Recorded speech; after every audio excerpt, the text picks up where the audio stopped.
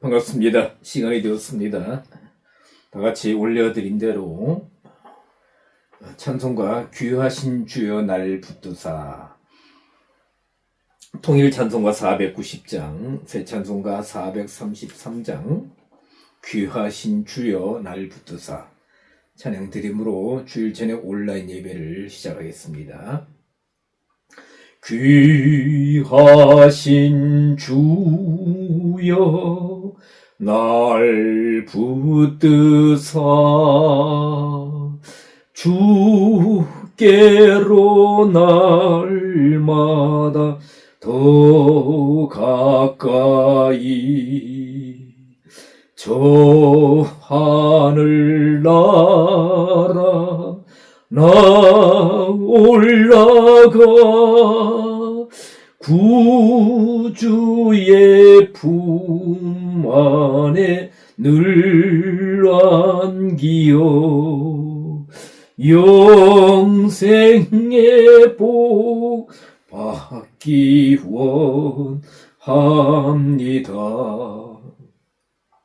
봉헌할 물건 나 없어도 날마다 주께로 더 가까이 내 죄를 주께 다 고하니 주님의 보혈로 날 씻으사 눈보다 더 희게 하옵소서. 간악한 마귀 날 꿰어도 주 예수 앞으로 더 가까이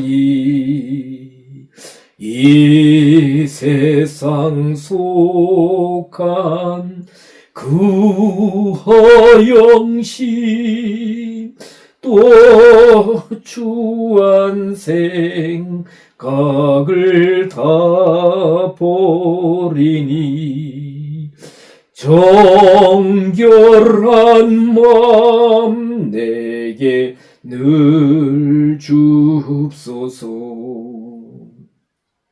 이 세상 내가 살 동안에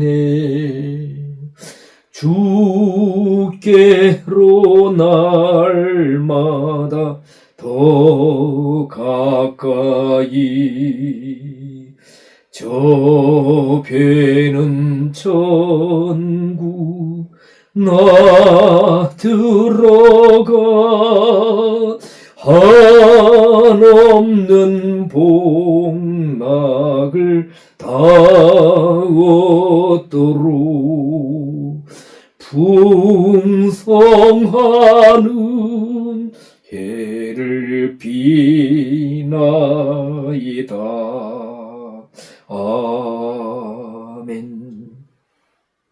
예, 하나님 말씀 요한복음 7장 3절로 8절까지 말씀, 요한복음 7장 3절로 8절까지 말씀 제가 봉독하겠습니다.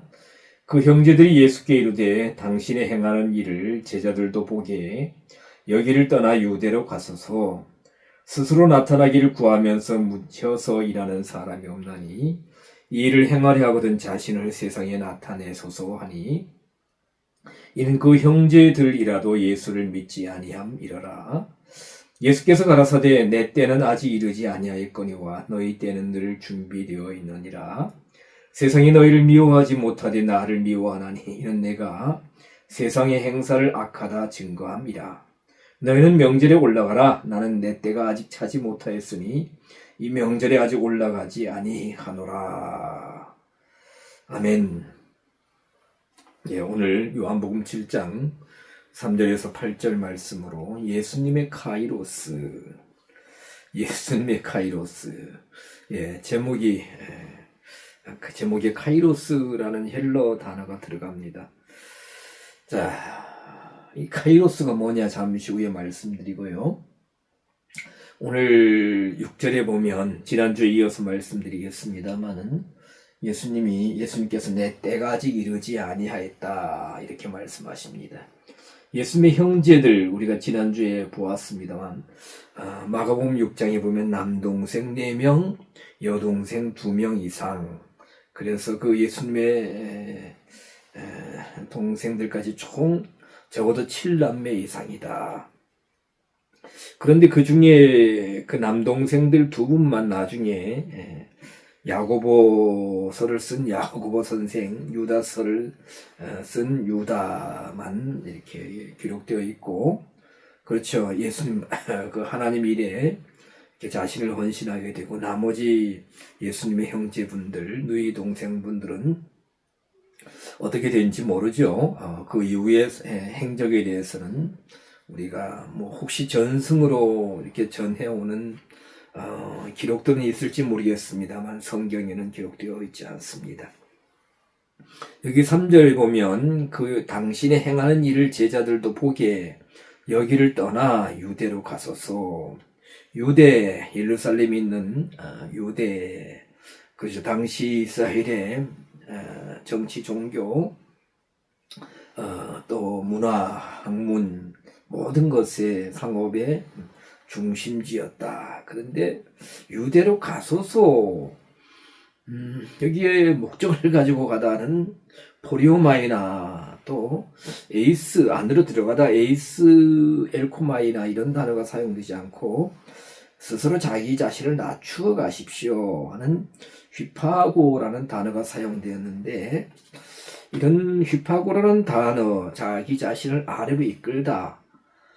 그러니까 예수님의 형제들이 예수님에 대한 그 온전한 믿음이 없었기 때문에 아마 제가 보긴 그래요. 여기서 갈릴리 지역에서 형님께서 이렇게 사람들에게 하나님 메시지를 선포하고 인기를 얻고 있지만 이 자신을 세상에 나타내려면, 알려지려면, 요즘 말로 하면 유명세를 타려면, 성공하려면 아마 낮은 마음으로 유대 지역으로 당시에 이스라엘의 모든 외적으로 센터인 유대로 가세요. 거기 가서 뭐 배우세요 이런 의미인지 모르겠어요. 거기는 아주 쟁쟁한 분들이 있습니다. 그렇죠. 쟁쟁한 분들이 많죠.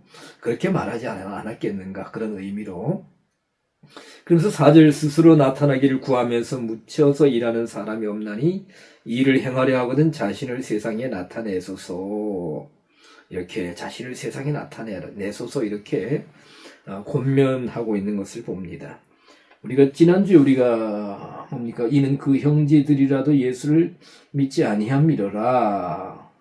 이렇게 그 성경은 기록되어 있는데 아마 지금 6절에 3절 이하의 예수님 동생분들이 하시는 말, 이렇게 조언, 권면을 통해서 보더라도 형님에 대한, 예수님에 대한 진정한 믿음, 확신, 하나님 보내신 선지자다, 메시아다라는 확신이 없었죠. 그러니까 행설수설하고 있는 것 같습니다. 그래서 예수님께서 선지자가 고향에서는 환영을 받는 일이 적다라고 말씀하셨고 거의 없다라는 그런 의미죠. 그렇죠. 뭐 이 부분에 대해서는 저도 좀 말씀드릴 게 있는데 좀 말씀하지 않겠습니다. 자, 오늘 6절에 보면 내 때는 아직 이르지 아니하였거니와, 여기 때 할 때에 카이로스라는 단어가 사용됩니다. 카이로스. 그래서 성경에서 시간, 때를 말할 때에 크게 3단어가 사용되는데 카이로스, 크로노스, 카이로스, 그리고 시간을 의미하는 호라라는 단어가 사용됩니다.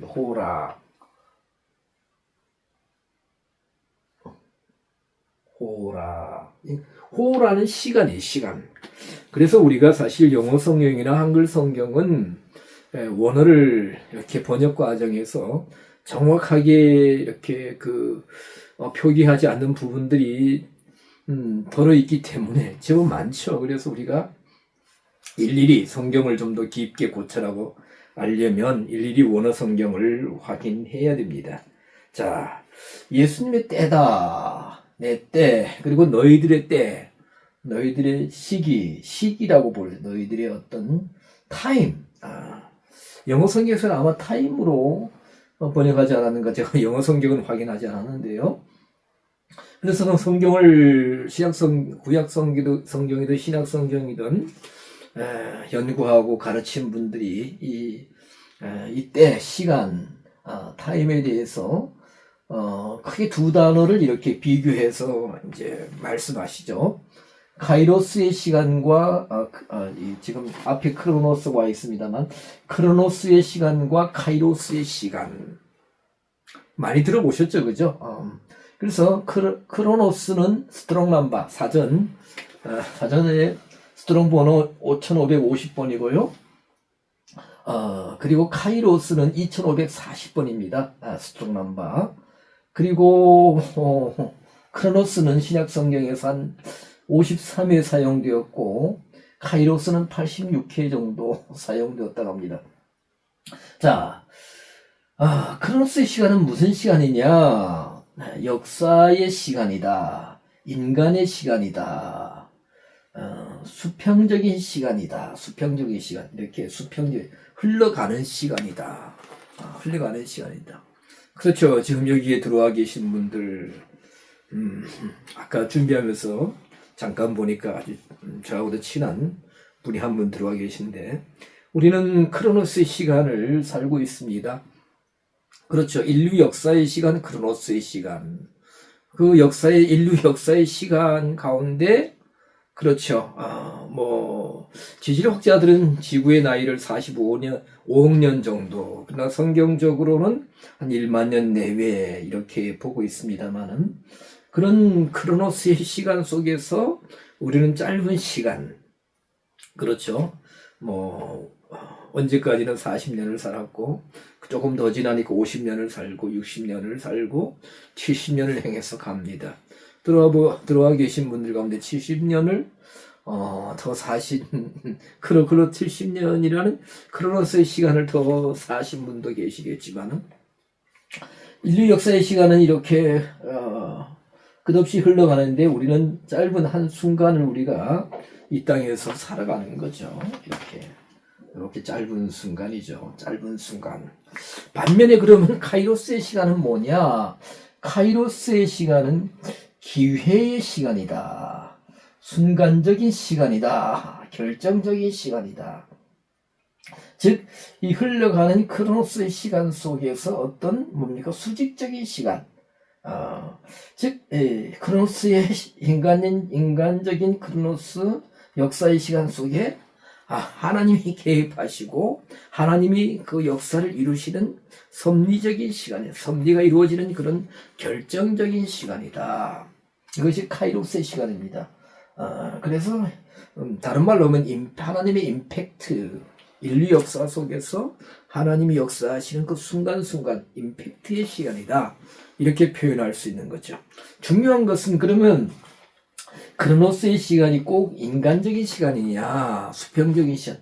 아니죠. 이것은 우리의 인간적인 관점에서 볼 때에 그렇게 우리가 표현할 수 있는 것이고, 우주의 크로노스의 시간, 수평적인 시간, 역사의 시간. 그렇죠. 정말 무한한 영원 전부터 과거 그리고 현재 그리고 미래 영원 후까지 지속되고 영속되는 크로노스의 시간 속에서 영원한 끝없는 무궁한 크로노스의 시간 속에서 우리 지구라는 작은 별에 일어나는 크로노스의 시간. 그 크로노스의 시간 속에서 우리는 하나님의 역사의 시간, 카이로스의 시간, 수직적인 시간에 우리는 시간이 있다는 것입니다. 그래서 예수님께서 말씀하시는 예수님의 때 할 때는, 내 때 할 때는 카이로스의 시간입니다. 카이로스의 때라는 겁니다. 자, 제가 이 크로노스와 카이로스를 이렇게 다시 한번 정리하면서 보다 보니까 아주 흥미로운 이야기가 있는데, 물론 이제 신약 성경에서 카이로스를 어떻게 표현하느냐 여러 번 나옵니다. 왜냐하면 86회나 사용되니까. 그런데 대표적으로 우리가 카이로스를 이해하기 쉬운 표현이 뭐냐 하면 뭡니까? 추수 때. 그렇죠. 우리가 뭐 농사를 조금씩 짓습니다. 텃밭 농사도 짓고요. 뭐 약초 농사도 짓고 또 나무도 이렇게 또 재배하기도 하는데, 특히 농사를 지으면서 그렇죠. 봄부터 가을까지, 늦가을까지 농사를 짓는다. 그러면 그렇죠. 이게 한 3월 말 3월 달에 심으면 땅이 지열이 아직 상승하지 않았기 때문에 작물이 그 더디 발육합니다. 그리고 냉해 피해를 입을 수 있어요. 그래서 한 19도, 20도 되어야 이제 뭐 파종하라 그러는데요. 그렇죠. 봄부터 3월 말이나 4월 달부터 10월 말이나 11월 달까지, 그것이 크로노스의 시간이에요. 그러나 뭡니까? 씨 뿌리는 시기, 또 뭐예요? 뭐 또 농약 치는 시기, 또 뭐예요? 뭐 지주대를 세워주고, 그리고 또 사과농사 같은 경우에는 뭐 꽃을 따준다든가, 열매를 솟구어 준다든가, 아니면 또 뭡니까? 어떤 것을 수확하는. 그래서 추수 때 마태복음 13장 30절, 마가복음 12장 2절, 추수 때다, 제때다. 그렇죠. 아무리 농사를 잘 지었습니다. 열심히 땀을 흘리고 노력하고 병충해를 방지하고 잡초를 제거하고 농사 잘 지었어요. 근데 추수를 제대로 하지 않으면 말짱 뭐 허사가 되는 거죠. 그렇죠. 이렇게 그 들판의 동물들, 또 공중의 새들 좋은 일을 시켜주는 거죠. 몇 년 전에 저희 시골에 어떤 분이 계셨는데, 저보다 한 8살 정도, 7 정도 나이가 많으신 선배님이시는데, 이분이 좀 몸이 안 좋으셨어요. 그래서 그 시골에서 농사를 짓다가 몸이 안 좋으셔가지고 콩농사 여러 가지 짓지 않습니까? 콩농사를 콩을 심어서 가꾸어서 들리는 소문에 의하면, 제가 집에 가끔 왔다 갔다 하니까 콩을 이렇게 이제 수확해서, 그렇죠, 이렇게 집에까지 가져오셨어요. 그런데 집에까지 갖다 놓고 타작을 안 하신 거예요. 타작. 우리 옛날에 그래서 콩을 턴다 그랬는데 도리깨지를 이렇게 하고, 달굣기도 콩도 달굣기 넣고 돌리면 됩니다. 그런데 집에 갖다 쌓아놓고 이렇게 타작을 안 하시니까 이제 소문이 퍼져나가더라고요. 누구는 뭐 콩을 갖다 놓고 몇 달을 지나서 쥐가 다 먹느니, 뭐 밑에는 다 썩었느니. 자, 이것이 카이로스의 시간이다. 카이로스 시간. 그래서 이 카이로스, 저는 너무나 많이 카이로스를 이렇게 신약 성경에서 많이 나오고, 86회 나오고, 또 성경을 설교하시는 분이나 또 강의하시는 분들, 가르치는 분들이 카이로스 말씀하시는데, 제가 찾아보다 깜짝 놀랐습니다. 그리스 신화에 카이로스가 등장한다는 겁니다. 좀 여담 같습니다만은, 그리스 신화에서는 카이로스를 기회의 신, 기회의 신.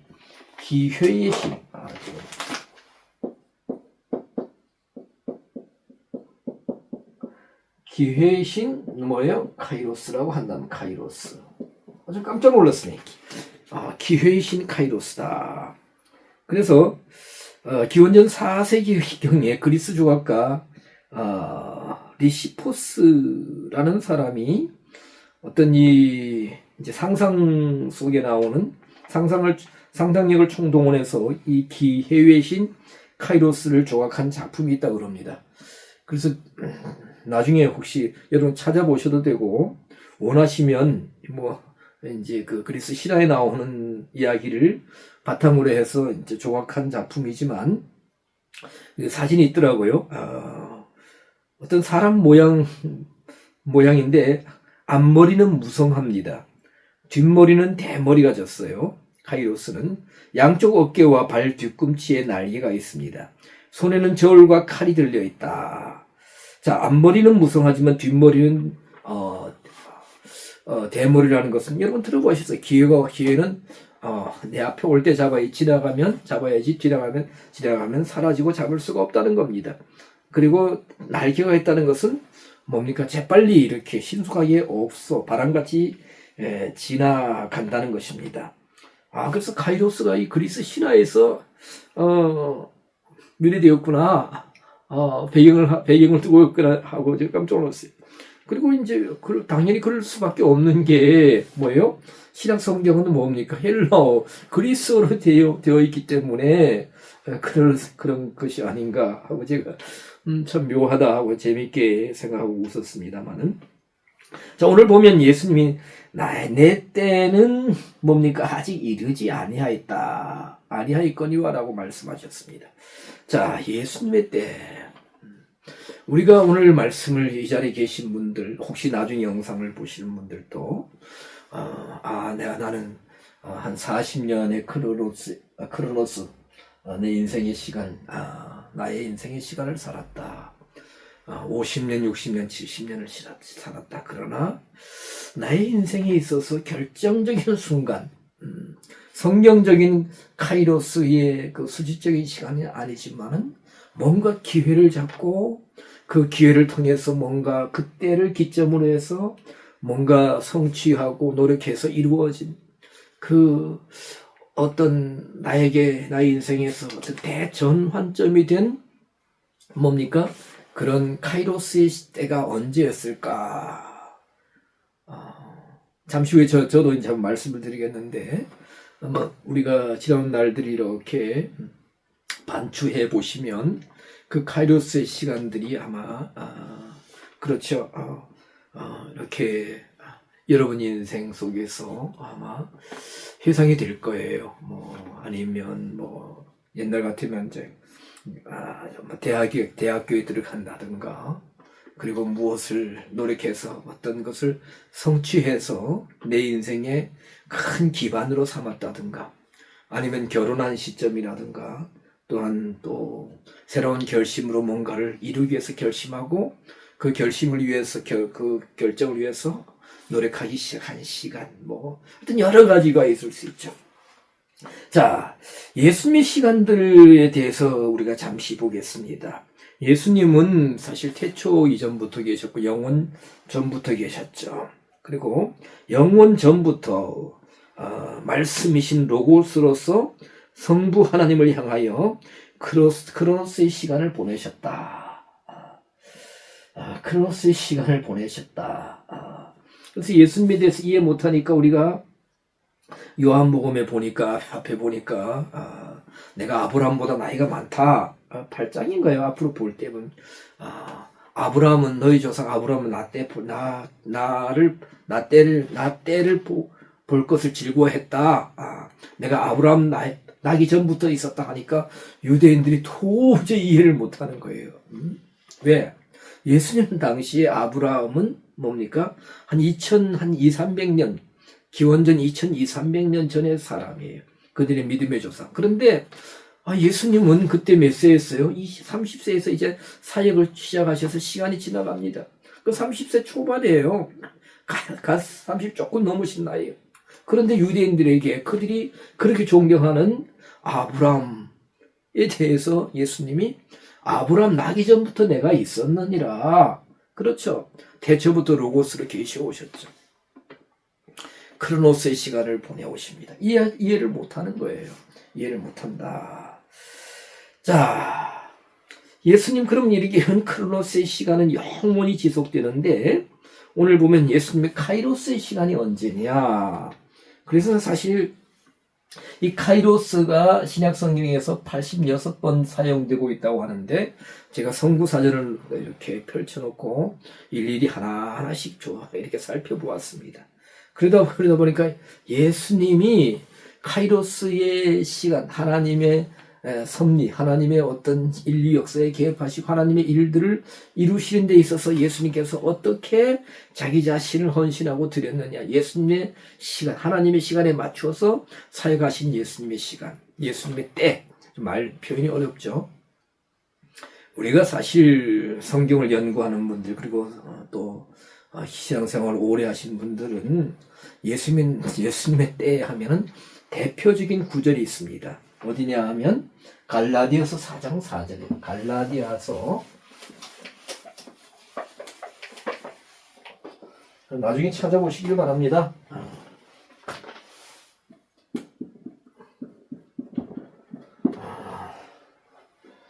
갈라디아서 4장 4절. 때가 참에 하나님이 그 아들을 보내사 여자에게서 나게 하시고 율법 아래 나게 하신다, 이런 표현이 있죠. 여기서 그럼 갈라디아 4장 4절의 때는 무슨 때냐? 크로노스냐 카이로스냐? 네, 크로노스입니다. 크로노스의 시간입니다. 저도 사실 다시 한번 확인하기 전에는, 그렇죠, 뭐 원어 성경을 이렇게 늘 보고 그러지만, 죄송합니다만 나이가 조금 들어가니까 그 전에 이렇게 보고 기억하던 것이 잘 기억이 안 날 때가 많습니다. 어쩔 수가 없습니다. 죄송합니다. 그래서 저는 갈라디아 4장 4절을 연상하면서 떠올리면서 카이로스인가 보다 하고 다시 펼치고 확인하니까 크로노스의 시간에 크로노스의 시간. 그래서 카이로스의 시간은 갈라디아 4장 4절은 카이로스가 아니구나. 그러면 예수님의 카이로스의 시간에 대해서 성경이 언급하고 있는 데가 어디냐? 마가복음 1장 14절. 여러분들에게 조금 도움을 드리기 위해서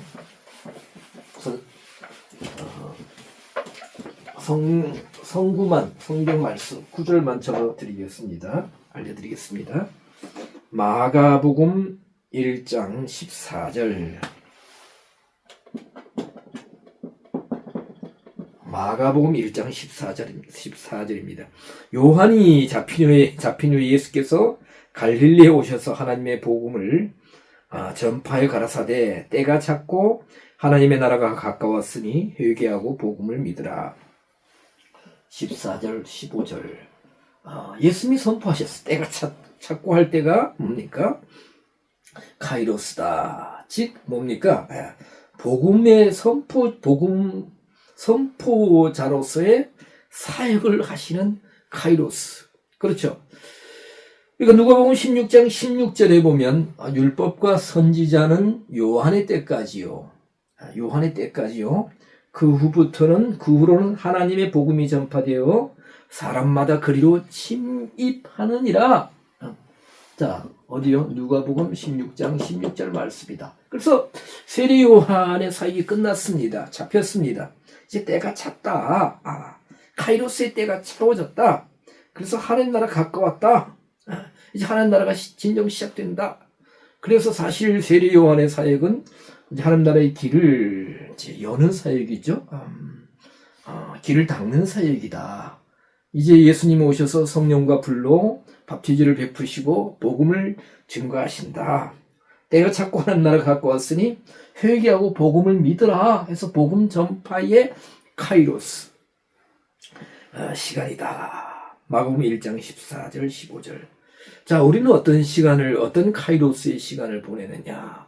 우리가 어떤 카이로스의 시간, 기회 때를 잡으려고 하느냐?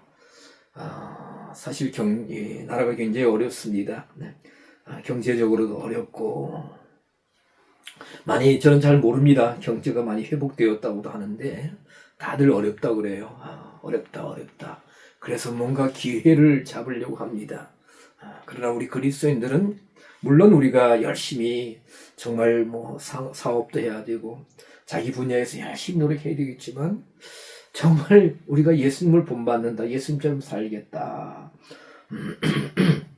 예수님을 닮아가겠다. 물론 우리가 다 모든 걸 다 팽개치고 복음 전파 사역에만 전념하라는 건 아니지만, 정말 이 복음의 전파 때, 복음의 전파의 카이로스, 복음을 향한 복음과의 나와의 접촉점, 그리고 그 복음 안으로 깊게 들어가는 복음 안에서 누리는 어떤 자유함, 채워지는 그 뭡니까? 만족감, 가져야 되는 소망, 이런 복음과의 접촉점, 그 카이로스가 일어나야 됩니다. 자, 다음 마태복음 8장 29절, 마태복음 8장 29절.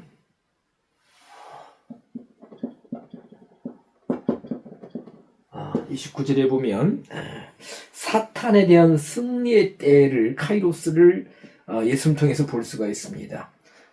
마태복음 8장 29절 이하에는 앞에 보면 거라사 지역에 우리 한글 성경 군대 귀신 들린 자 2명이 있다. 군대 귀신.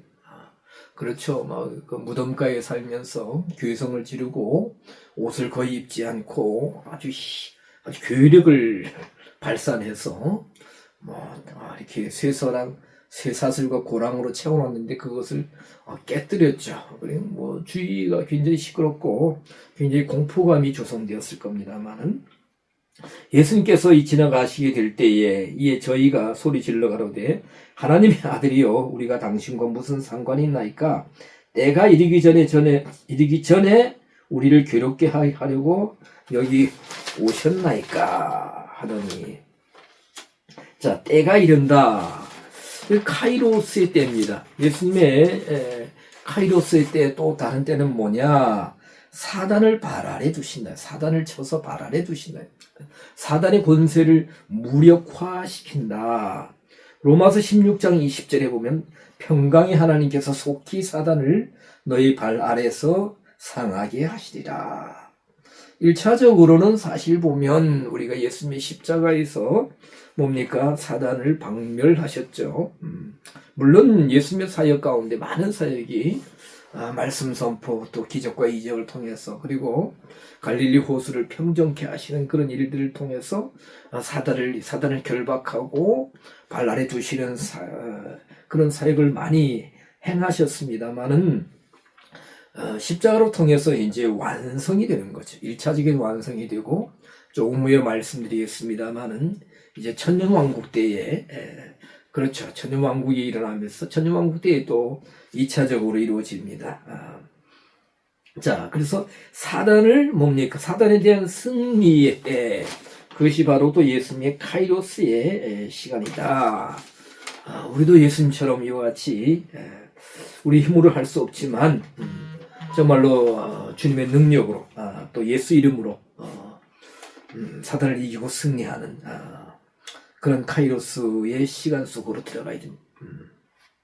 예수님이 이와 같이 자신을 하나님 일에 헌신하시고 자신을 통해서 하나님 일들을 이루셨다는 겁니다. 그래서 우리가 성경에 나타나는 많은 기적들, 그것을 우리가 외적인 현상에만 집중할 것이 아니라, 물론 기적과 표적과 능력이 오순절 이후로 단절되었다. 그리고 자유주의 신학자들은 그것은 뭡니까? 가공된 허구적인 이야기다.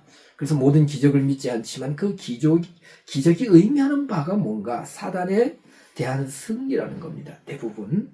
그렇죠. 이렇게 병으로 고통당한 사단의 세력에 사로잡혀서, 그리고 뭡니까? 악한 영이 들려서 고통당하는 이들, 그리고 예수님과 제자들이 갈릴리 호수를 횡단하실 때에 이런 광풍이 이는 것도 다 이런 그런 의미다. 그러나 그런 사단의 공격, 그러나 말씀을 통한 사단에 대한 승리, 말씀을 통한 그런 것을 우리가 크로노스의 역사적인 시간 속에서 하나님께서 예수님을 통하여 카이로스의 때를 통하여 하나님의 능력을, 그리고 하나님의 승리를, 사단에 대한 승리를 보여주신다. 또 한 곳을 보면 뭡니까? 영적 자유를 선포하신다. 마태복음 11장 25절. 마태복음 11장 25절. 그때 예수께서 대답하여 가라사대 천지의 주제이신 아버지여, 이것을 지혜롭고 슬기 있는 자들에게는 숨기시고 어린아이들에게는 나타내심을 감사하나이다. 사실 짧은 시간에 다 말씀드릴 수 없지만, 그리고 마태복음 11장 25절 에서 이렇게 말씀하시고 28절에 우리가 너무나 잘 아는 수고하고 무거운 짐진 자들아 다 내게로 오라. 내가 너희를 쉬게 하리라. 너희 나의 멍에를 메고 나에게 와서 배우라. 이런 내 멍에는 쉽고 내 짐은 가벼움이니라. 이 말씀이죠.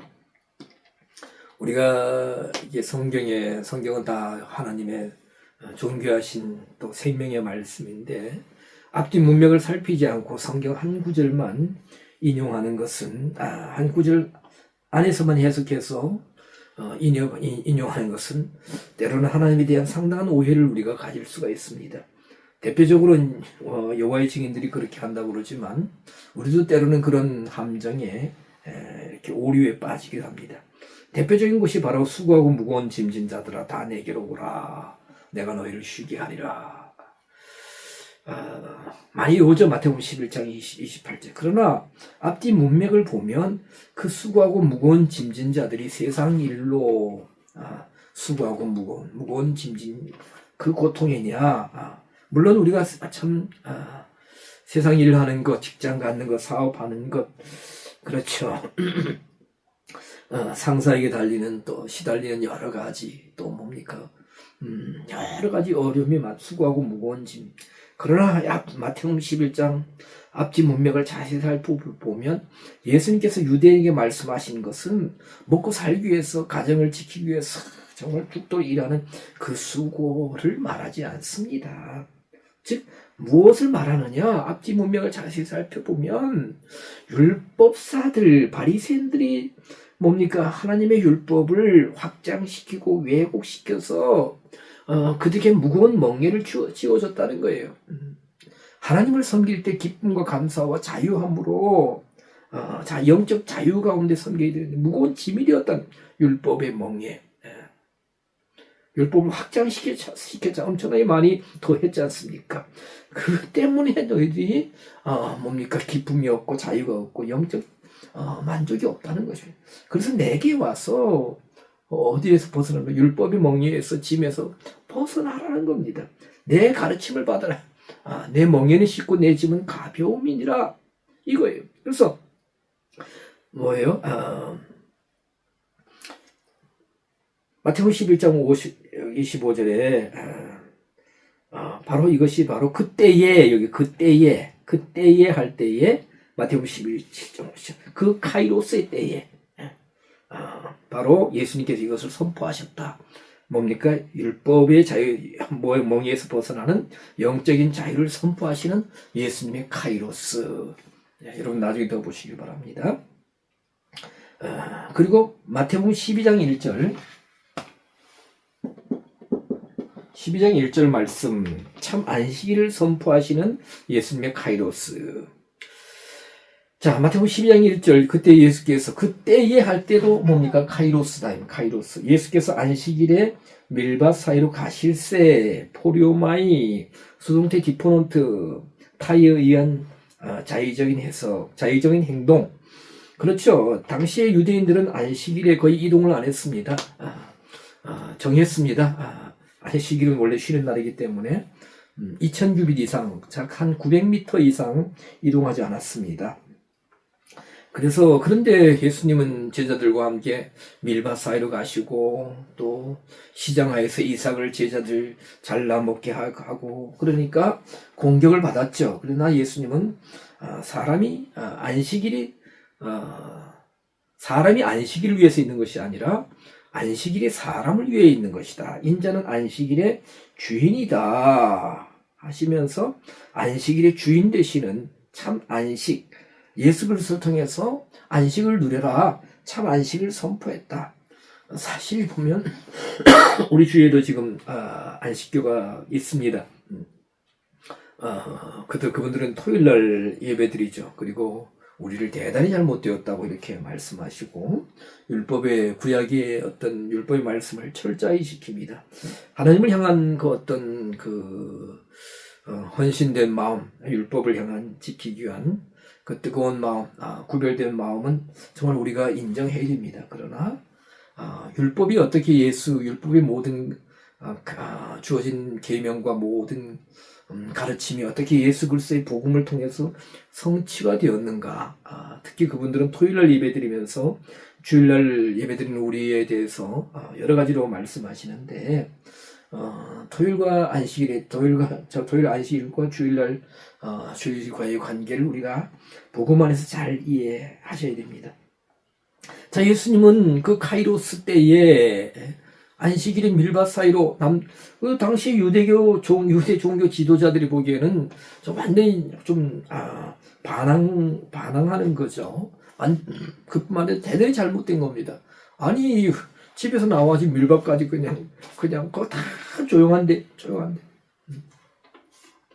제가 그 전에 들으니까 어디 남태평양인가 어디에 작은 섬나라가 있는데 기독교 국가라고 그래요. 그래서 거기에는 지금은 안 그러겠습니다만은 주일날은 다 쉰다는 거예요. 그래서 주일날 일하면 경찰들이 와서 잡아간다 하는데 뭐 그런 나라가 있다 그래요. 그런데 제가 생각하니까 아니 그 주일날 일하는 사람을 잡아가는 그 경찰들은 주일날 일하는 게 아닌가.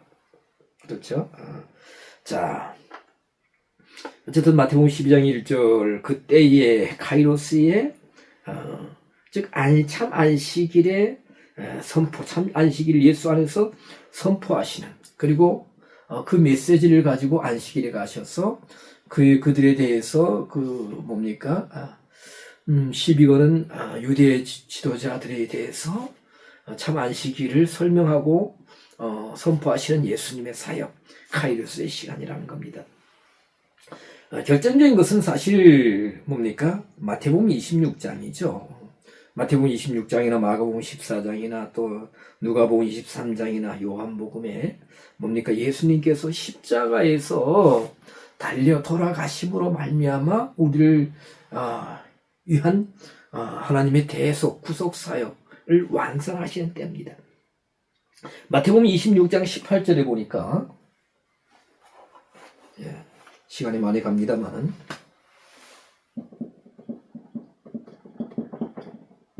마태복음 26장 18절 그렇죠. 6월절 만찬을 예비하는 그런 모습입니다. 17절에 보면 무교절의 첫날 6월절 준비를 어디서 해야 됩니까? 6월절은 애굽에서 어린 양의 피를 문설주에 바르고 임방에 바르고 애굽에서 구원받은 애굽에서 출애굽한 날을 기념하죠. 그리고 그 이후로 무교절 즉 누룩이 들어가지 않는 빵을 이렇게 누룩이 집안에 보이지도 않게 해서 일주일을 보내라. 그것이 일주일을 보내는 겁니다. 자, 그래서 18절에 보면 그 제자들이 물을 때에 예수님께서 가라사대 성한 아무에게 가서 이르되 선생님 말씀이 내 때가 가까웠으니 내 때 나의 카이로스 내 제자들과 함께 6월절을 내 집에서 지키겠다 하라 하시더라. 이 날이 바로 6월절 첫날이라고 그랬고 마태복음 26장 18절에서는 무교절의 첫날, 마가복음 14장 12절에서는 6월절 양 잡는 날이라고 했습니다. 즉 하나님의 인류를 향한 구속 사역이 완성하는 것이 예수님의 카이로스의 시대다. 즉 예루살렘에서 십자가에서의 대속적인 죽음이죠. 그래서 6월절 양 잡는 시간에 바로 예수님은 6월절 양 잡는 시간에 유대인들은 해질 때 양을 잡아서 6월절 만찬을 먹습니다. 이렇게 삶아 먹지만 구워서 먹죠. 쓴 나물과 무교병과 아울러 먹습니다. 지난주도 말씀드렸지만 지금 어느 이상한 분들이 자기들은 6월절 지킨다고 하는데 양을 잡지도 아니하고 피도 바르지 아니하고 예루살렘에 가지도 않으면서 무교병과 쓴 나물을 먹지도 아니하면서 상징적으로 지킨다는 겁니까? 뭐예요? 그러면서 우리를 아주 굉장히 공격하고 있다 그래요. 자, 예수님이 바로 이와 같이 그날에 예수님의 내 때가 카이로스에 가까웠다.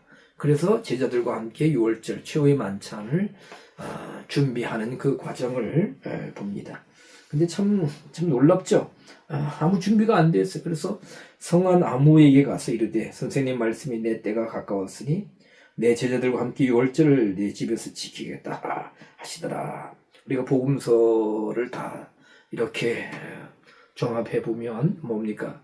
거기서 물동이를 가지고 가는 사람을 만날 수 있을 것이다. 제자 베드로와 요한을 보냈죠. 그런데 그 사람 중에 누구냐? 어느 집인지 알 수 없잖아요. 예수님 당시 예루살렘에 한 인구 한 5만 명 정도 살았다고 그렇게 보고 있는데, 요세포스의 기록에 의하면. 근데 물동이를 가지고 가는 사람, 남자입니다. 남자. 아넬은 남자예요. 여자분이 아니고 대부분 물동이는 여자들이 가지고 가는데, 그러니까 찾기 쉬운 거죠. 물동이를 대부분 여자들이 이렇게 옆으로 끼든지 이고 가는데, 남자도 이고 가는지 모르겠어요.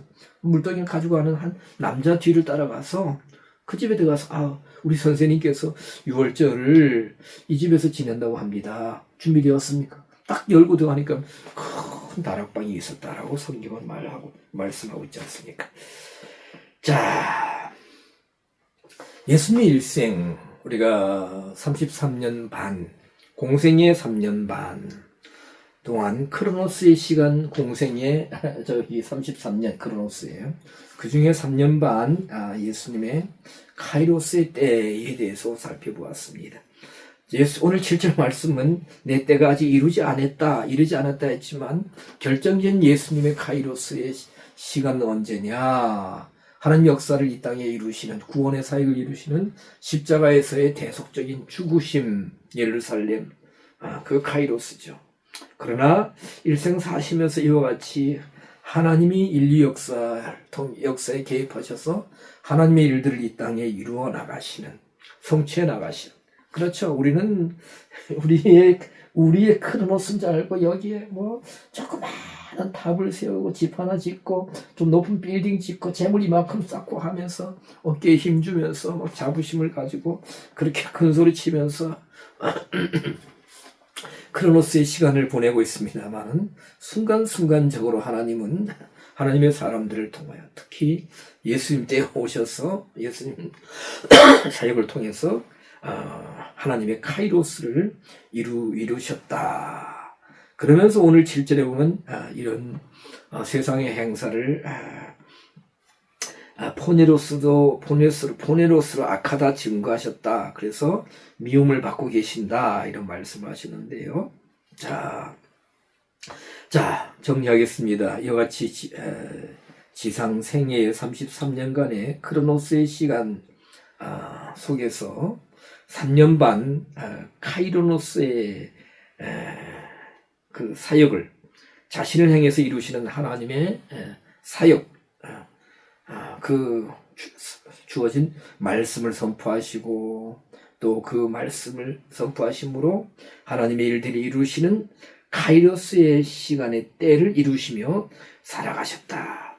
그것이 지상에서의 사역은 뭡니까? 십자가의 죽으심이 카이로스의 완성이라고 한다면, 장차 아직 예수님의 카이로스의 때는 아직 남아 있습니다. 그렇죠. 우리가 저 뒤에 서신서 가면 예수님의 재림에 하실 때, 그렇죠. 재림의 때 카이로스입니다. 그리고 이제 천년 왕국의 통치를 통해서 사단을 완전히 결박시킬 때, 그렇죠. 그 카이로스의 때가 남아있다. 그러니까 이미 이루어진 카이로스가 있고 앞으로 이루실 카이로스가 있다. 시간에 예수님의 사이에 있다. 영어로 말하면 always와 not yet이죠. alway와 always와 alway입니까? already인가? 아니, already와 not yet입니까? 그런 거예요. 이미와 아직.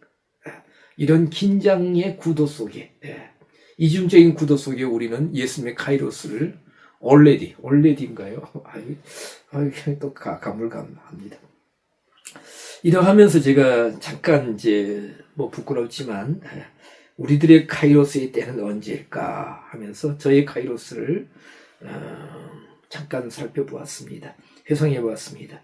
제가 24세 때인가요? 정확히 말하면 40년 전에 요한복음 6장 27절로 말씀으로 썩는 양식을 위하여 일하지 말고 영생하도록 있는 양식을 위하여 하라.